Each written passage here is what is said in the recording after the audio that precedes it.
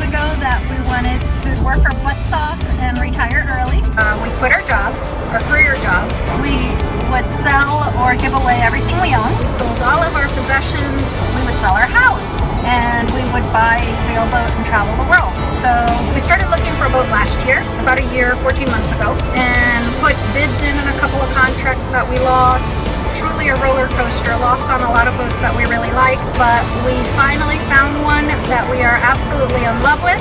Signed a contract on the boat this week, and we wired the deposit, and we leave at the end of September for our new adventure to pick up our boat on the other side of the world.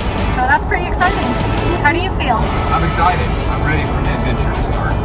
We are ready. Zoe, Donovan, and I are ready to go. Yes, we are.